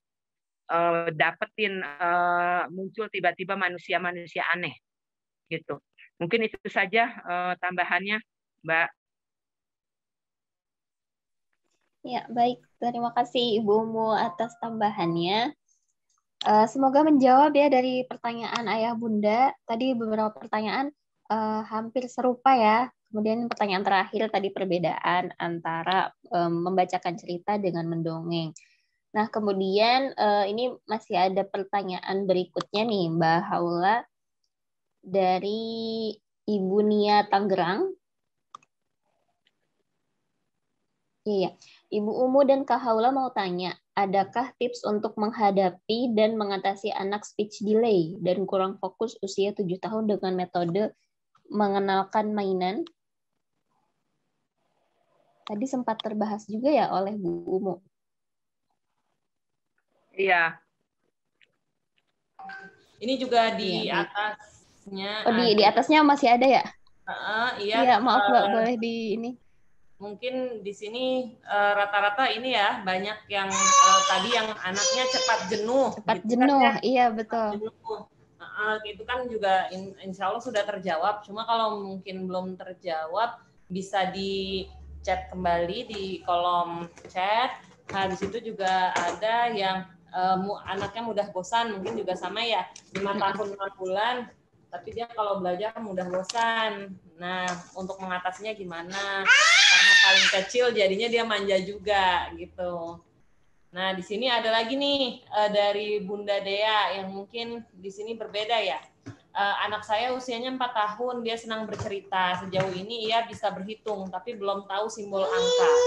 Dan bisa menulis namanya. Itu pun karena keinginannya sendiri. Tapi jika diajari nggak mau, solusinya alat peraga apa yang bisa diberikan? Gitu. Ya, ya boleh. Mau langsung dijawab aja, Mbak? Ya mungkin Bu Umu bisa ini. Iya, iya alat peraga yang bisa diberikan untuk ini ya mengenalkan simbol angka dan ini bisa menulis namanya gitu. Nah ya, tadi seperti yang saya tadi tampilkan gitu ya di sini. Mungkin kalau anaknya 4 tahun itu udah terbiasa nih, udah bisa nih yang namanya bermain ini piramid huruf dan angka ya. Piramid huruf, piramid angka, bahkan kita punya piramid hijaiyah juga gitu kan. Nah, barangkali ada anaknya yang sekolahnya di SDIT kan juga nantinya akan butuh belajar bahasa Arab dan lain-lain.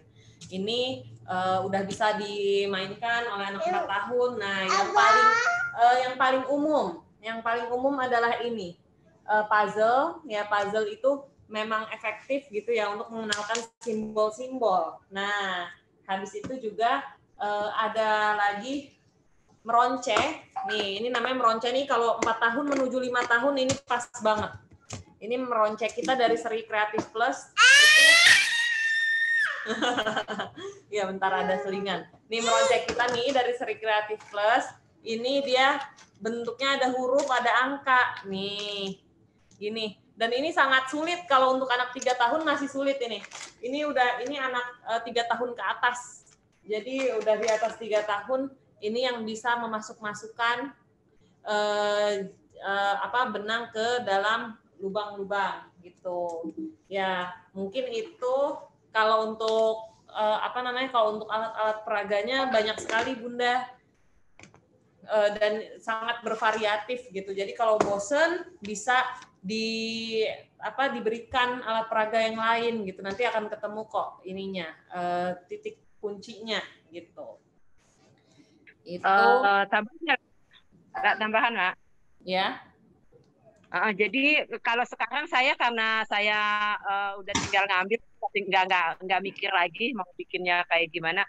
Kalau saya sekarang tinggal bilangnya gini, usulan buat anak asuh, tolong dong Umi mau ngajarin dia ini nih konsep berhitung supaya bisa tadi karena logika dia harus melihat bendanya, apalagi dia cara belajar visual.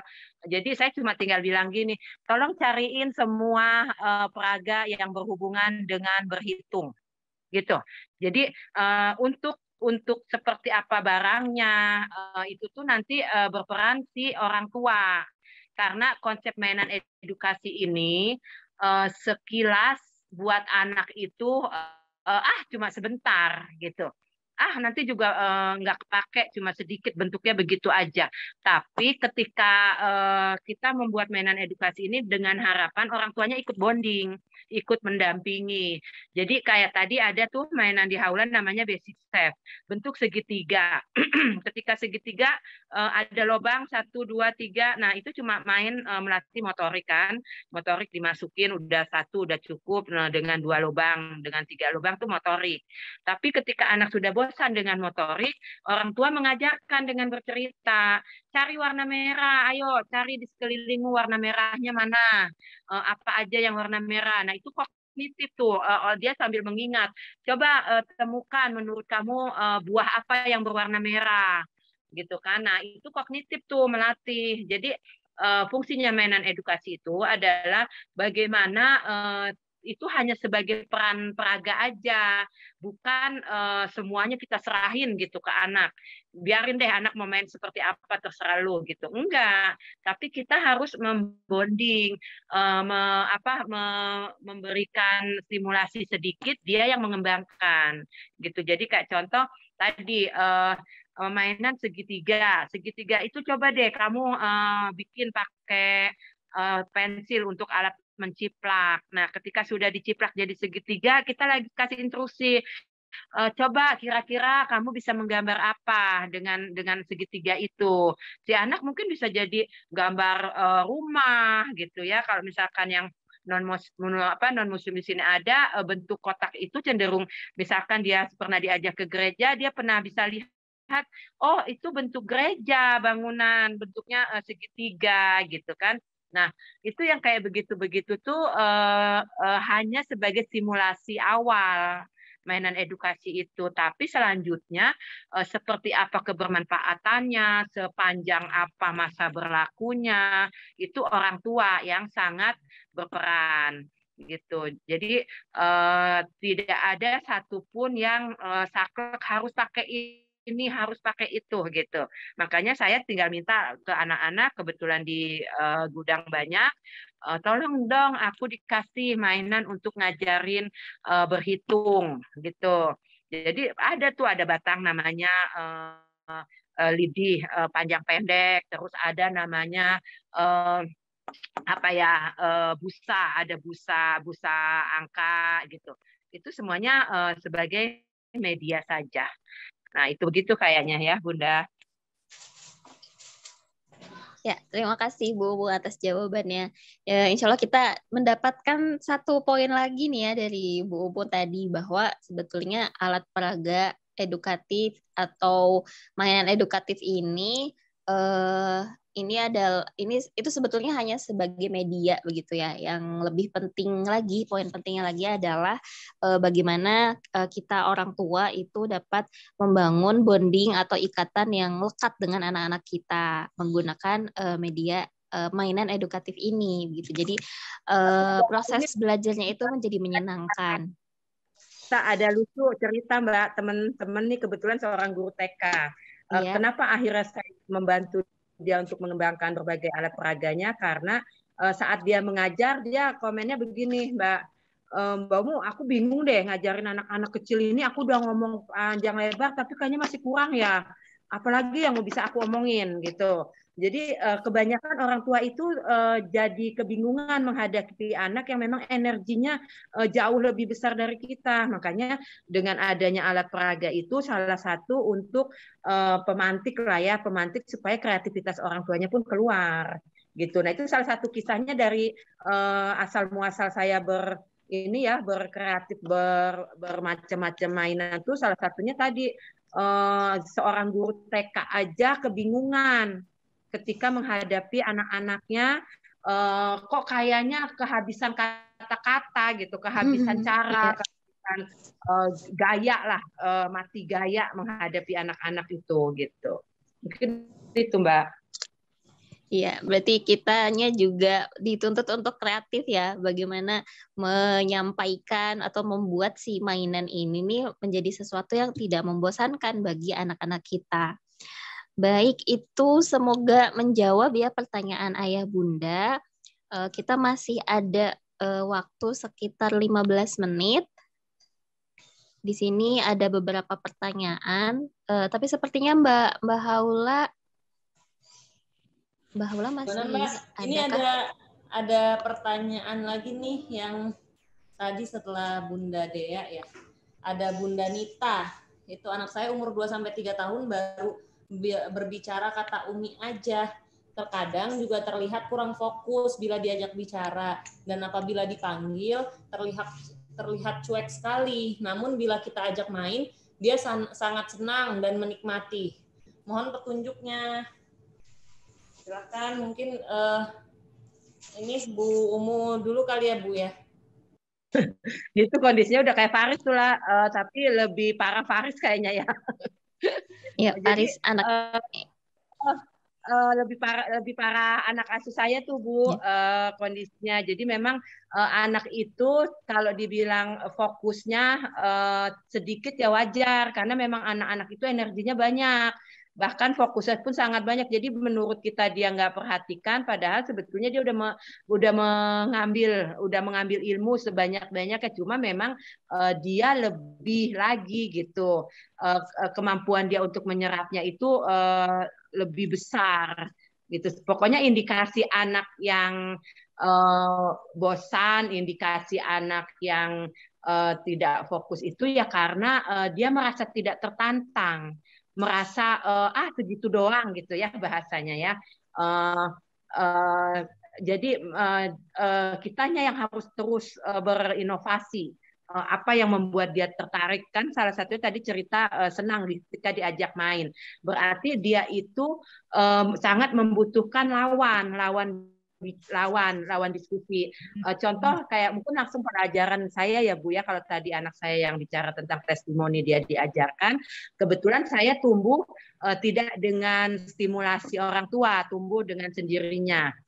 Saya terkenal SD SMP itu selalu juara umum, zaman dulu lah SD lah ya, SD negeri itu juara umum terus sampai SMA.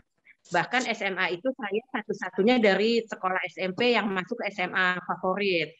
Kalau di sini mungkin ada ibu-ibu yang dari SMA 13, itu saya alumni. Di sana SMA 13 adalah SMA paling favorit lah daerah Jakarta Utara. Nah, tapi ketika saya mau masuk kuliah, itu saya kebingungan, nggak dapet.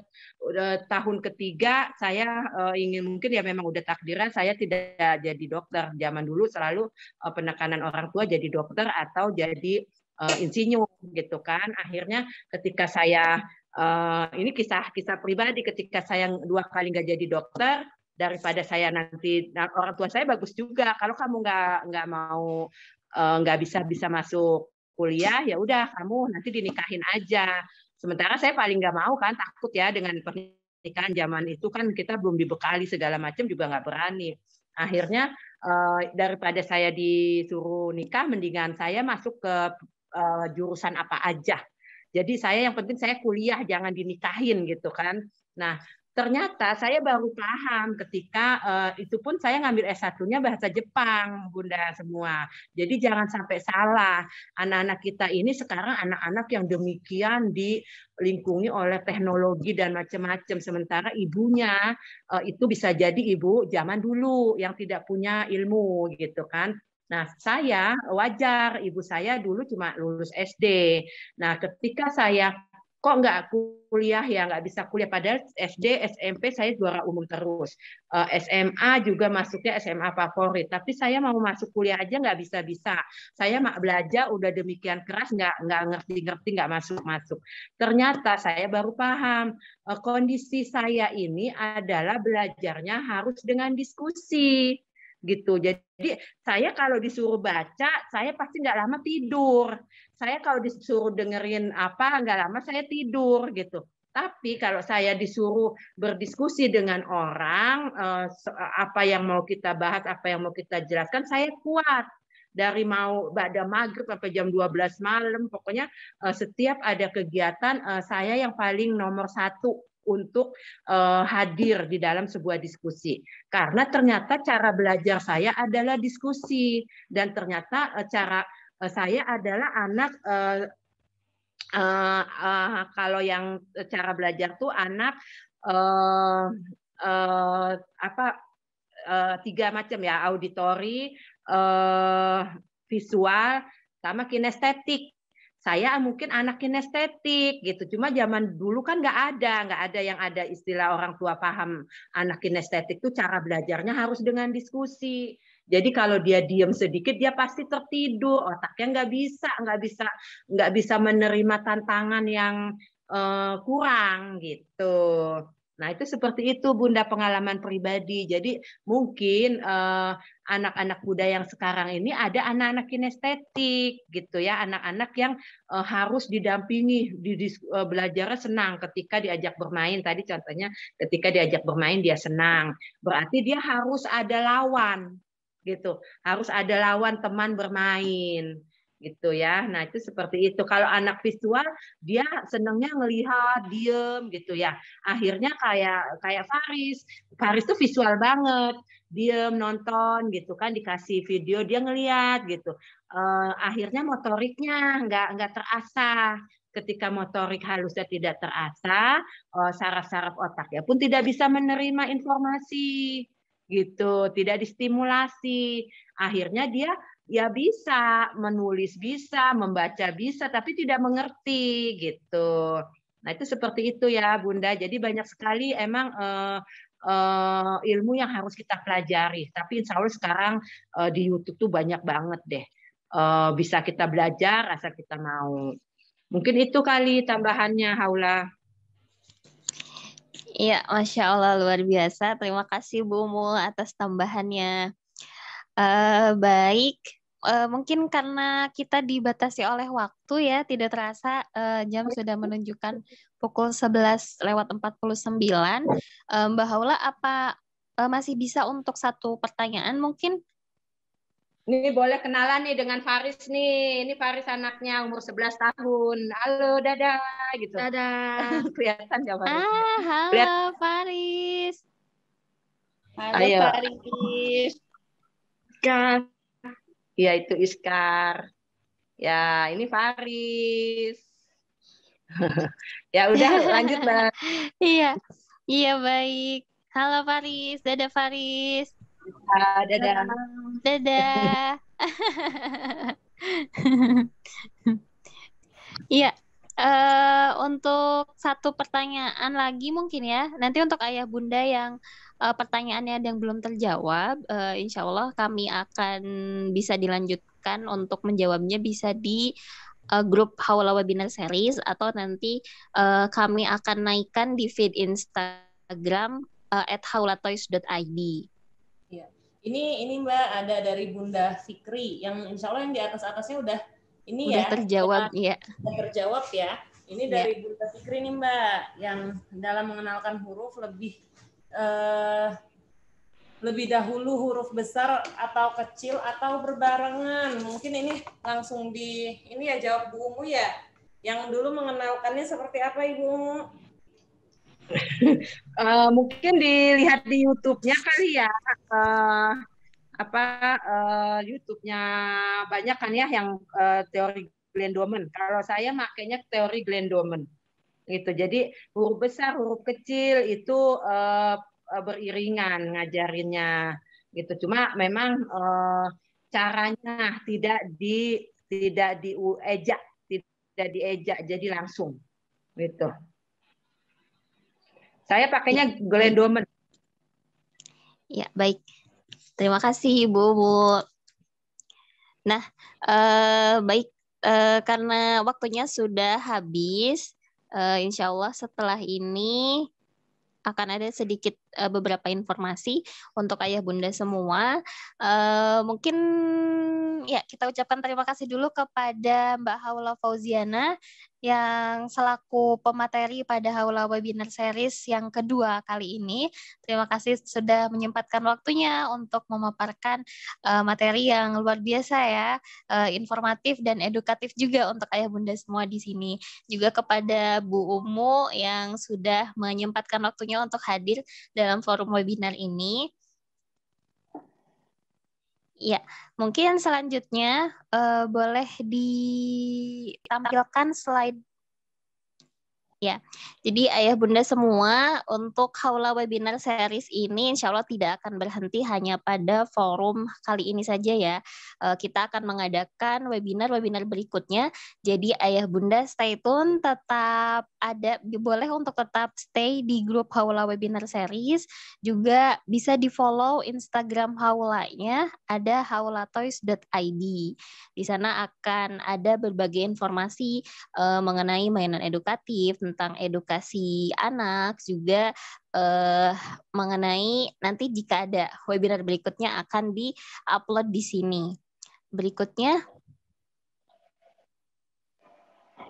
nah, kami juga Haula Toys memiliki program konsultasi edukasi yang mana di sini kami bermaksud untuk memberikan edukasi ya seputar permasalahan pengasuhan dan edukasi anak. Di sini ada Bu Umu Masmuah, ada Mbak Haula dan juga saya Risa Septiani. Jadi jika ayah bunda memiliki pertanyaan atau ingin berbagi begitu ya mengenai pengasuhan dan edukasi anak, boleh untuk dikirimkan saja pertanyaannya melalui link bit.ly/konsultasi edukasi. Nanti insya Allah akan di-share juga oleh admin di grup Haula Webinar Series. Nah, kalau misalnya bunda-bunda penasaran gitu ya, kayak gimana sih gitu, konsultasi edukasi ini gitu ya, ada beberapa video yang sudah kami upload di Instagramnya haulatoys.id. Di sana ada beberapa pertanyaan ayah bunda yang masuk dari webinar sebelumnya yang belum sempat terjawab dan telah dijawab oleh para konsultan edukasi ini gitu. Jadi silakan nanti disimak. Kemudian selanjutnya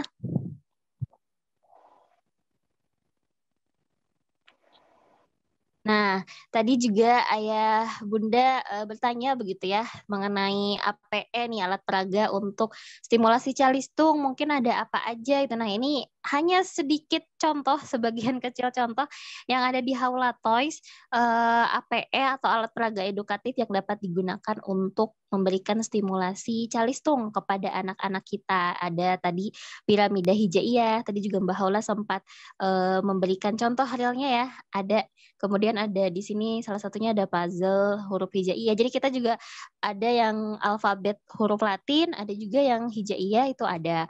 Kemudian ini salah satu dari seri Creative Plus ada meronce bentuk angka dan huruf. Ini asyik banget nih Bun yang seri Creative Plus ini. Jadi selain kita bisa mengenalkan huruf, kita juga bisa mengenalkan angka, kemudian juga mengenalkan bentuk-bentuk geometris seperti segitiga, lingkaran dan sebagainya gitu. Lalu anak-anak juga dapat melakukan aktivitas meronce begitu ya. Jadi memasukkan benang ke dalam lubang-lubang yang ada di kepingan-kepingan huruf itu. Jadi cara memainkannya akan sangat variatif sekali ya Bunda gitu. Nah, ini nanti bisa didapatkan di Haula Toys. Jika Bunda-bunda berminat, boleh langsung menghubungi admin saja. Kemudian berikutnya, nah, dan ada promo khusus nih untuk para peserta HWS kedua. Jadi untuk ayah bunda yang saat ini hadir di Zoom meeting HWS yang kedua, ada promo puzzle 75.000 dapat 3 puzzle. Jadi ada puzzle, oh ini kayaknya gambarnya ada yang double nih. Ini harusnya puzzle huruf besar, puzzle angka, dan puzzle huruf hijaiyah. Jadi 3 puzzle ini 75.000 udah dapat 3 puzzle. Ini kan worth it banget ya Bunda. Jadi bisa mengajarkan beberapa item begitu ya, mulai dari huruf-huruf besar, lalu nanti ada angka untuk mengenalkan berhitung gitu ya. Dan juga huruf hijaiyah mungkin bagi yang muslim ya, ini bisa untuk mengenalkan mereka gitu ya dengan cara yang menyenangkan melalui puzzle ini. Nah, jadi nanti jika ada yang berminat, aduh Kak saya mau, Bunda saya mau, itu boleh langsung menghubungi admin aja di grup Haula Webinar Series, ada ya nomor admin. Nah, kemudian jika juga nih ada yang berminat, aduh Bunda aku pengen jadi reseller gitu. Nah, untuk ayah bunda peserta HWS kedua kali ini ada promo khusus yang berminat join reseller, ada diskon tambahan 5% dari ketentuan reseller yang sudah ditentukan. Jadi ini kesempatan banget untuk ayah bunda gitu ya, selain misal menjadi pembeli aja, tapi ketika menjadi reseller kita juga turut mengkampanyekan begitu ya, pentingnya mainan edukatif, pentingnya edukasi anak sejak dini melalui cara-cara yang menyenangkan. Jadi untuk informasi lebih lanjut boleh menghubungi nomor berikut ini 0811 911 713. Ya, baik. Terima kasih sekali lagi Ayah Bunda, saya ucapkan senang banget ya antusiasmenya sangat tinggi gitu ya terhadap edukasi anak gitu. Semoga berbagai upaya yang kita lakukan dapat membentuk anak kita menjadi generasi yang bermanfaat gitu ya dan memiliki kecerdasannya tersendiri seperti tadi yang sudah disampaikan para pemateri ya. Kami juga berharap kita dapat bertemu lagi di forum berikutnya. Jadi nantikan informasi berikutnya mengenai Haula Webinar Series yang ketiga, tentu masih dengan tema edukasi anak. Jadi stay tune terus di grup Haula Webinar Series, juga di follow Instagram haulates.id-nya. Baiklah, ini karena di penghujung acara juga ya, saya selaku moderator mohon maaf jika ada kesalahan selama memandu forum Haula Webinar Series ini.